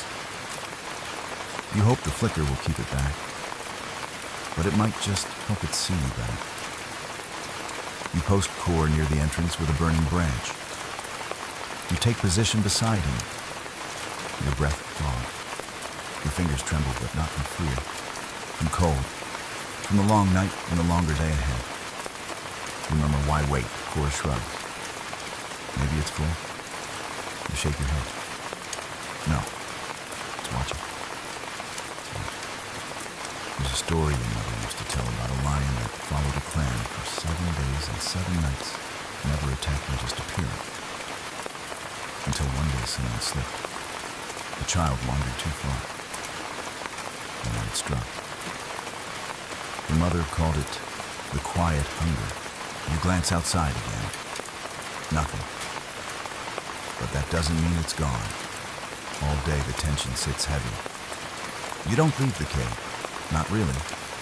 Just short trips to check traps, relieve yourselves, gather quick sticks. Always in pairs, always within sight, always with a burning torch. The visitors stay quiet, their own child pressed between them. They speak in low tones in a dialect you half understand. But fear translates easily. At midday, the lion appears again. Farther this time. Sitting at the edge of the trees, watching. It doesn't flinch, doesn't blink, just is. You build the fire higher. Block the cave mouth with more hides, weight them down with stones. No one says it aloud, but everyone knows tonight will be a test. As dusk bleeds into darkness, you distribute weapons, spears, clubs, one sling, though it's more for show than defense. Vey holds her bone flute, but she doesn't play it. No one hums. The baby doesn't cry. Even Core is quiet. You take the first watch with the visiting man. He doesn't speak, but he taps a rhythm on his thigh, nervous energy maybe, or faith. You listen, match it with your breath. Outside wind moves the trees. You hear snow fall from a branch. Hear something shift in the distance. And silence. The kind that has intention. You wait. For teeth. For eyes. For the final leap. But nothing comes. Not yet. The lion waits. And you wait with it. The lion doesn't come. But it doesn't leave either. By morning, you find its tracks again, huge padded depressions in the snow just beyond your firelight's edge. The prints circle the cave not once, but twice. Each paw print crisp, deliberate. It had time, it had confidence. It chose not to enter. That's what keeps your hands shaking. You trace one of the tracks with your fingers. The snow is hard-packed where it stood heavy enough to leave a deep heel. You place your palm next to it, your entire hand fits inside the print, with room to spare. The lion had watched you sleep. You stand slowly back, crackling eyes sweeping the horizon. The dawn light creeps over the land in long gold smears. The air is still. The silence feels brittle, like it could shatter if anyone speaks too loud. Inside the cave, the fire has dwindled. The visitors are packing. They say little, but their movements are fast, efficient. The woman lays a stone blade near the hearth before they go, a token maybe, or a wish of safety. The boy nods at Ray. She doesn't wave back. She just tucks the rock he gave her deeper into her pouch. They vanish into the snow without ceremony. Historians still puzzle over the relationship between Neanderthals and large predators. Did we fear them, compete with them, worship them? Some suggest lions were part of spiritual practice, painted in caves as gods or symbols of strength. Others think they were simply food or enemies. You know better. They were mirrors. You see them. And sometimes they see you. That night with the lion somewhere out there in the dark, you dream of sky stories and stone memory. You dream you are running through tall grass. But not grass like today, short, dry, angry. This grass is soft, waving above your head. The wind smells like flowers. Your arms are longer, your legs faster. You chase something, but not for food, for joy. Then the dream shifts. You're in the cave, alone. But the walls, they move. The soot drawings glow. The mammoth lifts its head. The spiral turns. The handprints pulse. You hear voices faint, layered, calling your name in a tongue older than your own. You wake sweating. The fire's out. The cave is dark. Valles is sitting up beside you, eyes wide. I had a dream, she says. There were people in the stars. You nod, because you saw them too. After sunrise, you gather the ochre. You've done this before only once or twice, but today feels right. You grind the red stone against a flat slab, mixing it with a splash of water and animal fat. The paste is thick, vivid, and earthy, like fresh blood in sunlight at a child. The others sit silently as you begin to paint. You don't speak. You mark. First a line, big, angular, teeth bared. Next to it, a set of human shapes, not fleeing, not hunting, just standing, watching. Then above them, a pattern of dots. 3 stars, a triangle. I don't know why. It just feels correct. The walls absorb your strokes like memory, like they were waiting. When you finish, the fire has returned. Kor hands you a bowl of broth. He doesn't comment on the art. He just passes it quietly, reverently. Vi steps forward, her fingers dipped in ochre. She presses her palm next to yours. A perfect print. Smaller, brighter. Then she draws a spiral. Not tight and symmetrical, but wide. Like a sun. Like an opening. You raise your eyes to the smoke hole above the cave. A patch of sky winks through pale and blue. You wonder, will someone see these marks thousands of winters from now? Will they wonder what you meant? Will they argue? Will they say these ones remembered the lion? These ones saw something in the sky. These ones were us. You close your eyes and press your hand over the red print sealing the moment in stone. You can't stay. The firewood is low. The drying rack is nearly empty. The fat stores buried in a hide bag under the snow have turned sour. The wind has shifted. It smells wrong. The animals have moved on. And where the prey goes, so must you. The great migration gamble begins. It's not as simple as packing. This isn't a camping trip. This is uprooting everything. Memories, tools, bones, comforts, and placing them on your back, hoping the trail ahead is more generous than the one behind. You start with the essentials, the hide shelter folded and rolled into a tight bundle. The hearthstones are left behind. They're too heavy, but the embers, you carry them. Coaxed into a pot of moss and bark, buried in the center of your supplies, like a sacred ember egg. Your flint kit is wrapped in deerskin. The flute goes into Vay's satchel. The new ochre painting remains on the wall, untouched, your mark on the land for those who might come after. A memory carved in shadow and smoke. Kor insists on bringing his entire collection of useful rocks, which weighs more than a full-grown wolf. You let him. He's carried worse burdens. Historians argue about the patterns of Neanderthal movement, were they seasonal nomads? Opportunistic wanderers, did they return to favorite caves, retracing sacred paths? You know this you move when the land tells you to. When the herds grow distant, when the trees creak too often at night, when the lion tracks don't melt. The sun is dull, a pale disk, half hidden behind thick clouds. It offers no warmth, but its direction guides you eastward toward a distant ridge where birch trees grow in tight clusters, shelter firewood, and possibly game. You've never been there, but you've heard. Stories passed from cousin to cousin. Beyond the ash trees lies a valley where a deer sleeps standing up. Probably a lie. Still you hope. The little one barely walking gets bundled onto Kor's back in a fur sling. Vay takes the front, eager to scout. You trail behind, at first making sure nothing is left behind. You press one hand to the cave stone before leaving. Thank you. The first hour is light, the path smooth and packed with old snow. Spirits are high. The baby babbles. Kor sings a ridiculous song about a fox that married a tree. But after that, the world reminds you where you are. The snow deepens. The wind rises. Your legs begin to ache. The sled groans with every jolt. Vay's shadow grows slower. By midday, your world narrows into a trudge.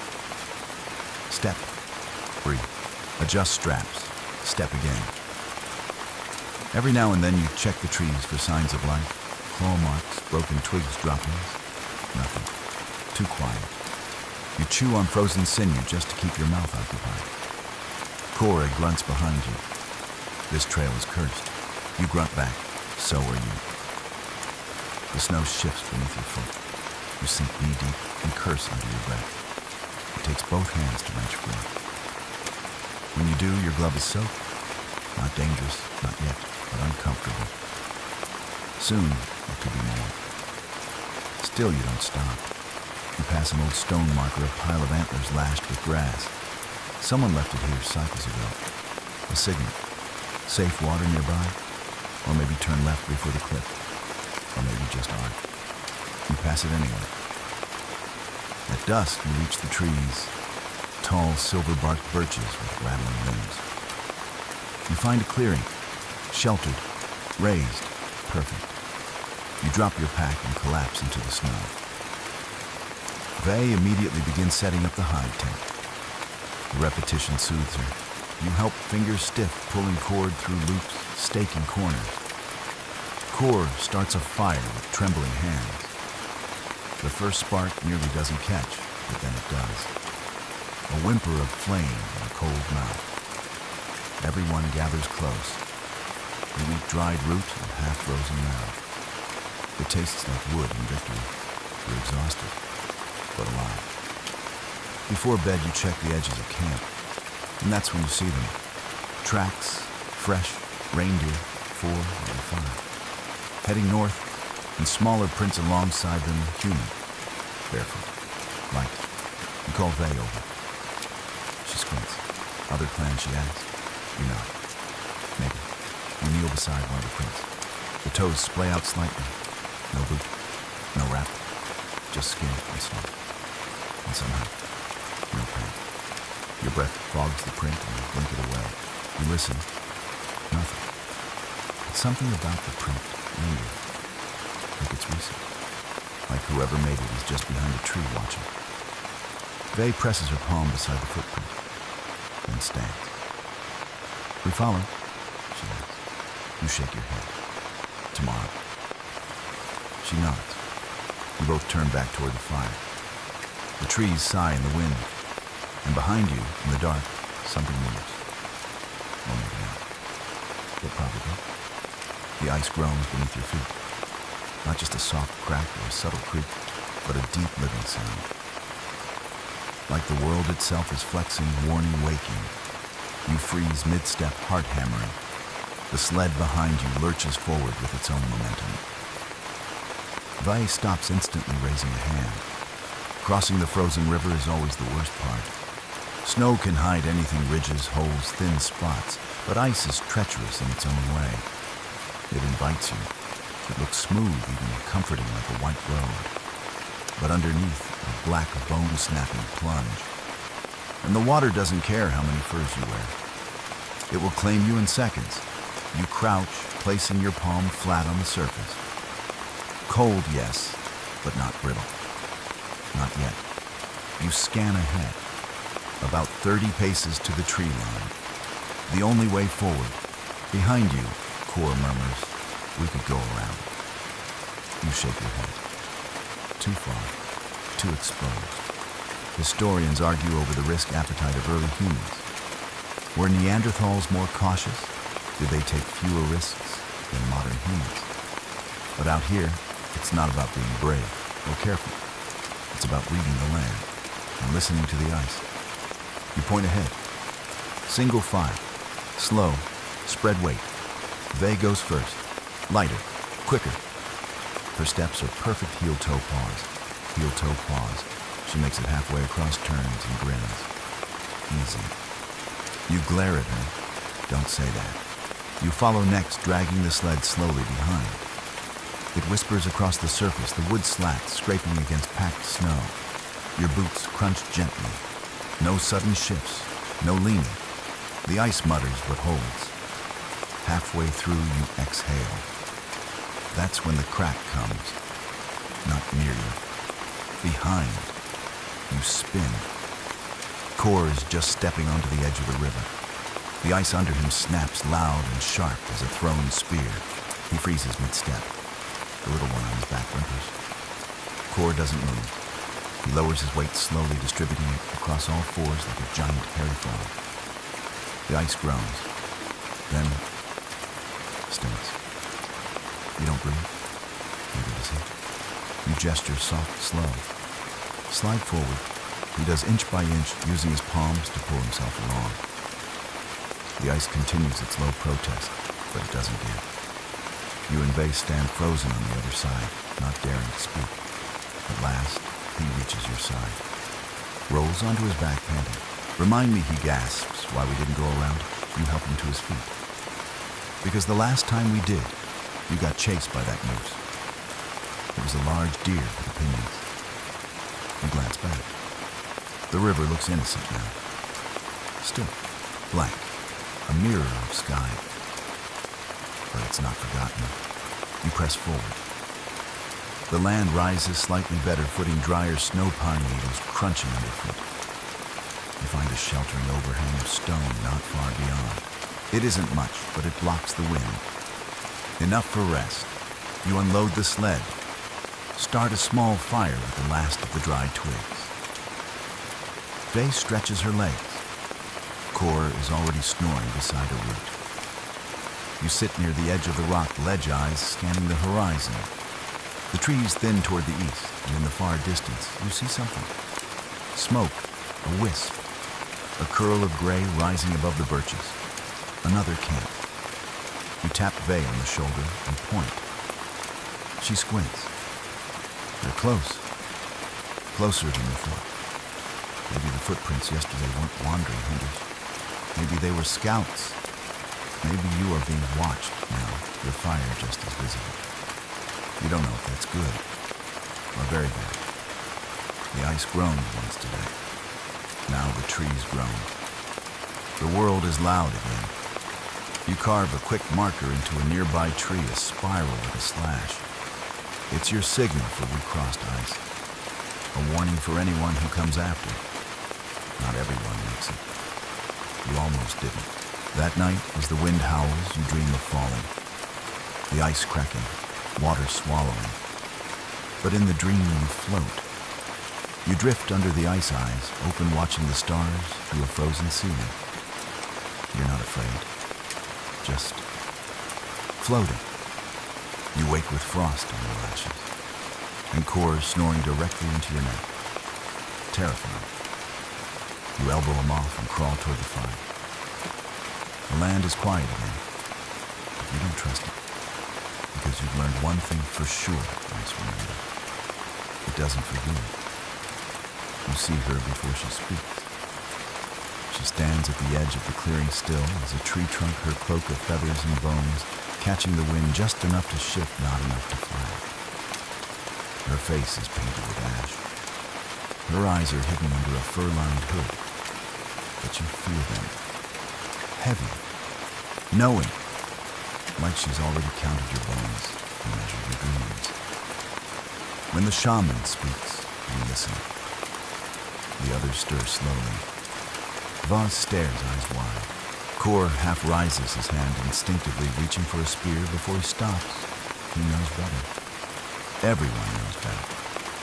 The shaman is not a threat, not in the usual sense. She steps forward. The bones on her belt clatter like old teeth. In her hand, a staff carved with a spiral so worn it might just be from time or memory.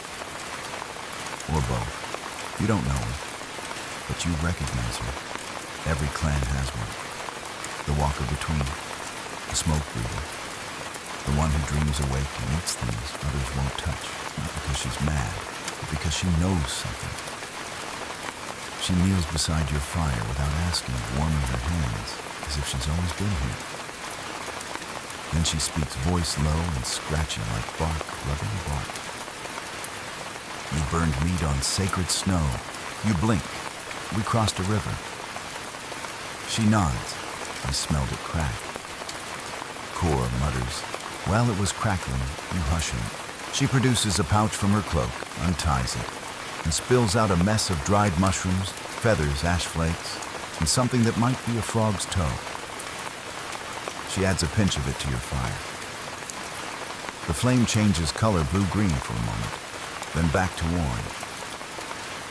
Everyone leans closer. The shaman hums, then whispers, "The mammoth spirits are angry." Vai's hand finds yours. You don't laugh, you don't even smile. Because out here, where every gust of wind could be a predator, and every shadow might hold hunger, or the only thing worse than believing in spirits is ignoring them. Historians still debate whether Neanderthals had religion. Did you bury your dead with care? Did you have rites? Were the ochre-stained bones signs of faith or just natural decay? The bones can't tell us, but the fire does. You offer her a slice of dried meat. She accepts it, eats slowly. Then she tells you what she saw. A herd, she says, moving across a cracked plain. One falls, not by spear, not by cliff, by betrayal. You exchange glances with Core. She continues. The snow swallowed its voice. The others did not return. You say nothing. Neither does Vay. This is not a prophecy. This is a map. You ask, what do we do? She leans in breath, like bark and berry. You must speak to the stones. You blink. Weep. Do what now? And she reaches into her cloak and draws out two smooth river lines. Each is marked, one with a spiral, the other with a deep groove. She places them before the fire, arranges them, and spins them like dice. They wobble, fall flat, spiral up, groove down. She exhales like that means something very specific. Then there is sickness in the east. That's the direction you're headed. She looks at you straight into it. Change your path. Core mutters to what the line. She doesn't answer. She just stands. Her staff thuds once on the ground. A final punctuation mark. Then she turns and walks into the trees, feathers dancing. No farewell. No payment. Just go. You stare at the rocks. One rolls slightly in the ash. Spiral up again. Vay whispers, "Do we listen?" You rub your eyes. The fire snaps. The crow caws somewhere above. Yes, you say. because if nothing else, the land is speaking. And those who don't listen, they vanish. You change your course that afternoon, not east, but southeast, skimming the base of the hills. It adds a day, maybe two. But the sickness she spoke of, you've seen it before. An entire camp with glazed eyes, coughing red into the snow bones, burning on your skin.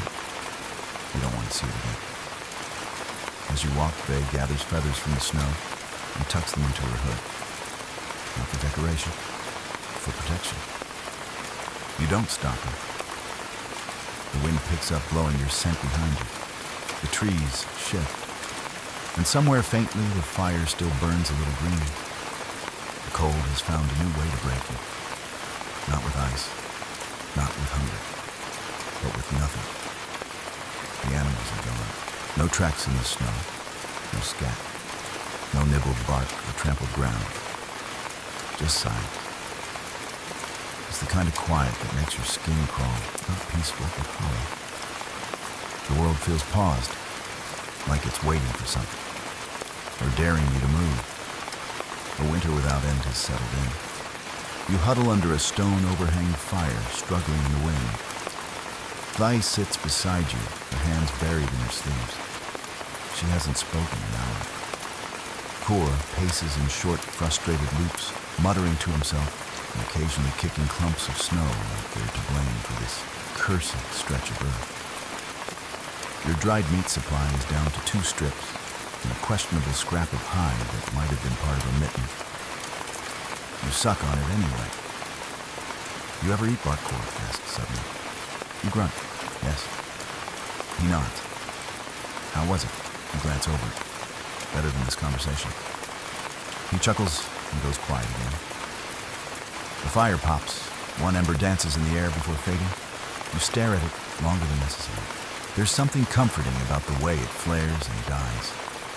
Predictable. Honest. Historians try to chart climate patterns, long winters, sudden freezes. But numbers don't convey what waiting feels like. What the grind of days without food does to your body, your brain, your hope. It's not dramatic. It's not a sudden collapse. It's slow. You find yourself checking the meat pouch even though you know it's empty. You start inventing smells, convincing yourself you might have caught a whiff of something edible just past the ridge. You lose time staring into snow. You forget what day it is, if days even matter.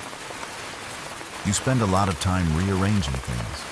The furs, the sled gear, the tool, as if organizing can fix what the land refuses to do. The baby cries. Kor sighs and pulls her close, trying to soothe her with a piece of bone to chew. She gnaws on it like a desperate little wolf. You can't tell if she's hungry or just bored. Probably bored. You go foraging again, just in case. You walk farther than you should. Up over a ridge, down into a gully, back up into stunted birch trees that clack like bones in the wind. You find a frozen bush with blackened berries. One taste tells you they're bad. You spit and curse and keep moving. No tracks. An animal. Human. Light. Recent. Going north. You follow. Just a little. Just a second. They lead to an old fire pit. Barely a ring of stones, some ashes, a few feathers, a broken bit of flint. Whoever was here left in a hurry. You don't follow farther. There are rules. You return to camp. You say nothing, but you place one small pine cone beside the fire. Faye looks out. Food, you shrug. Maybe. If we could take it. She rolls it between her hands in surprise. Later, you scrape ice from the inside of your water skin and suck on it. It tastes like dust and wet. You pass it to Kor. He takes a sip and hands it to the baby, who knocks it over instantly. No one reacts. It's easier not to care out loud. That night, the wind finds new voices. It moans through the trees in long, ghostly vowels. You wrap yourself tighter and try not to shiver. The fire won't last through the night. There's nothing left to feed it. You burned the last stick an hour ago. Even dung is gone. The flame dies. The cold enters like an old friend. You lie awake listening. Gray whispers, will it end? No answer. Not because you don't know, but because the truth is, yes, it will end. Either the winter ends, or you do. The snow falls harder the next morning, but it's not what wakes you. It's the sound of a cry, not from a child, but from a woman. Sharp, guttural, ripped from the chest like something primal had snapped. You bolt upright. At first you think someone's hurt. Then you see her Esha, the oldest of your group, kneeling beside a fur bundle. Her hands trembling, her breath ragged, her lips moving in silent words. You crawl over slowly. Your knees ache. Everything aches. Inside the furs, a still body. Tiny. A child. No breath, no color, no warmth. You don't speak, because there is nothing to say when birth and death in the snow arrive at the same time. The child was born 2 nights ago. Quietly, no fuss. Esha didn't even groan during labor, just grit her teeth and pushed. The child came fast, wrapped in blood, and Silent's eyes wide and blinking. A girl. She lived 1 night, maybe 2. Now she's gone, and the world doesn't pause. Faye sits nearby holding the baby's last swaddling cloth. She doesn't cry, just watches.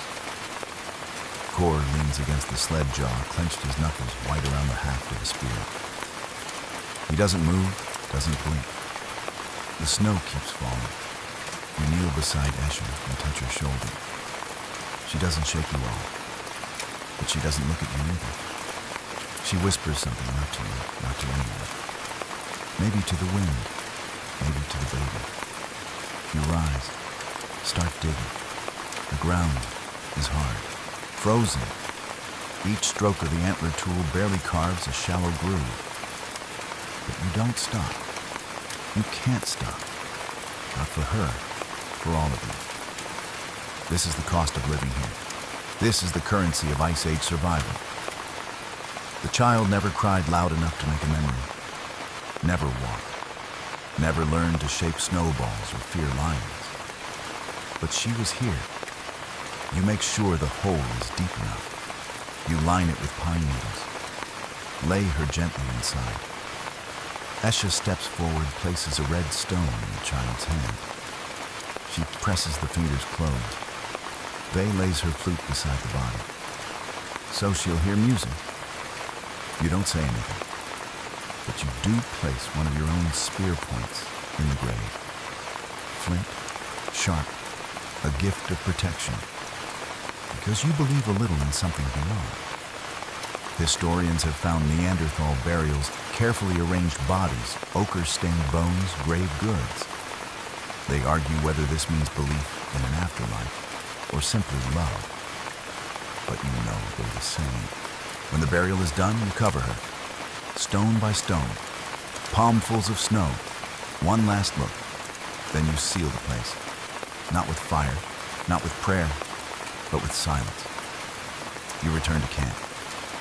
No one speaks. Not until night when Faye finally says she didn't get an egg. Esha looks up. Her face is hollowed by grief, but her voice is steady. Her name was Talu. It means echo. The cave is quiet. Later by the fire, Cord begins to hum. Low, tuneless, but honest. You join him. So does Faye. Even Esha. Not because you're okay, but because you're still here. The next morning, the snow lets up. A break in the clouds. The faint shape of the sun. You pack the sleds. Check your weapons. And when you pass Talu's grave on your way out, no one looks away. The baby didn't get time. But she got remembrance. And in this world, that's as close as you get to forever. It's not the tools that make them different. It's the eyes. You spot them just past the ridge, 2 figures crouched beside a fire that doesn't smoke. At first, they look like other clans, fur-wrapped, hunched quiet. But then one stands, and you see. Taller, narrower, limbs like deer. Faces that seem to flicker between soft and sharp. hair longer, skin lighter, spears slimmer, but not weaker. These are not your people. These are the others. The ones who walk like they belong wherever they go. Modern humans. Historians call it the contact zone when your kind Neanderthals met them. Some say it was peaceful. Others say it was the beginning of the end. A slow erasure not by war, but by proximity. They speak first. You don't know the words. But the tone is calm and vibrant. One holds up a hand palm out. Peace. You lower your spear slowly. Vey grips your arm. She's tense. You feel it too. The sense that something's changing, and you won't be able to unchange it. The strangers offer something food, a pouch of dried root berries, and a slice of meat that smells cooked, seasoned even. It smells like curiosity. You trade a flint blade and a length of sinew. Their eyes widen when they examine your blade. They nod with respect. They show you their tools, so small but elegant. Hooks made from antler, a tiny needle sharper than anything you've seen. Vey touches it gently, and the woman hands it to you. Gift. It glimmers like a new moon. You sit by their fire for an hour. No words, just shared meat. Smile, glancing. Then without a sound, the man draws a shape in the snow, a winding line with branches at each end. A river. A trail, he points. South. You understand. They want you to follow or leave. You don't know which. That night you sit by your own fire, silent. Kor says nothing. Voy holds the bone needle like a secret. Esha stares into the flames and murmurs, they don't smell like us. She's right. They don't. They smell like smoke and salt. Like bark that burned clean, like earth that has plans. You remember the stories the old ones told about people from the east who lived in wood huts, who shaped the bones of birds into flutes that made animals sleep. You thought those were just tales. Now you're not so sure. You sleep uneasily, and you dream. You dream of fire that walks, of words made from birdsong, caves that forget your name. In the morning, the strangers are gone, but their footprints remain, thin, straight, efficient. They barely pressed into the snow, like they're lighter, or the earth wanted to carry them. You follow the prints for a while out of instinct, but then you stop, because deep in your ribs, something shifts. You realize this world is no longer just yours, and that's the scariest thing of all. Not the cold, not the hunger, not even the lion, but the slow fade of your kind, quiet, inevitable polite. You stare across the ridge wind in your teeth breath, fogging before your eyes. You think we were here, and maybe they'll remember. Maybe not. But you do. You're walking slower now. Not because you're tired, though you are, but because part of you doesn't want to reach the end, not the trail of this, of your people. Your life has been one long rhythm hunt, fire, sleep, repeat. Footsteps pressed into snow only to vanish by morning.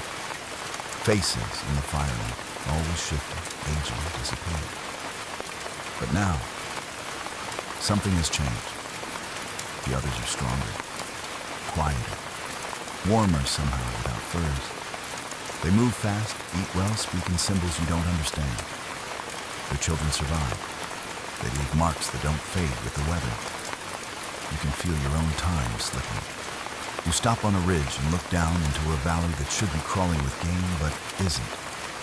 The land is empty, echoing, not dead, just moving on. You look back.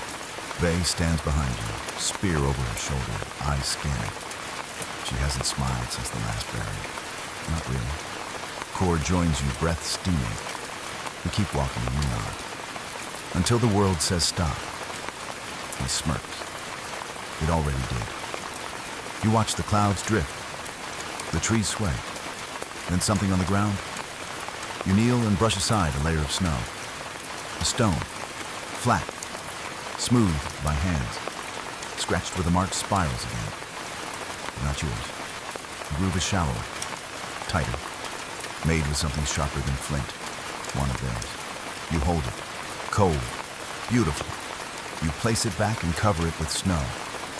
Not out of anger, out of grief. This world is not waiting for you. It's making room for something else. You return to the group. They're packing camp. Vai straps on the sled. Kor stretches and farts like a bear waking from hibernation. But you pause. Turn back one last time. Look across the land. The caves. The trail. The bones beneath the snow. This was your world once. And maybe it still is. Echoes in the bones, they say. That's all you'll need. But echoes carry. They bounce off the cave walls. They dance in the firelight. They're in every flake of ochre, every carved flint, every spiral scratched into stone. They won't know your name, but they'll know something walked here. Something strong, something warm-blooded, something stubborn, something human. You shoulder your pack, take a breath, and keep walking. Because if you must vanish, you'll do it facing forward. And now, we rest. You've walked a long path tonight through snowdrifts and silence across frozen rivers, into fire-lit caves, and far beyond the comfort of the known. The wind is quieter now. The fire has burned low, and though the world outside remains cold and dark in here, something lingers like an ember that refuses to die. You feel it behind your eyes in the softness of your breath. A stillness, a weight maybe, or a warmth. It's easy to forget how long ago these people lived, how distant their lives feel. But maybe they're not so far after all. They loved, they grieved, they sang into the dark, they waited for spring. And when they vanished, they left behind more than bones.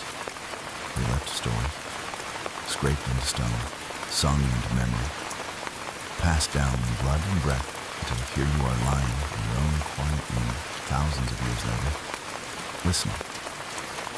They didn't know you would be here, but they hoped someone would be. So let them fade now. Gently, let the snow cover the footprints. Let the fire go out just for now. Let your breath slow and your mind drift. The hunt is over. The cave is warm. You're home. Sleep well.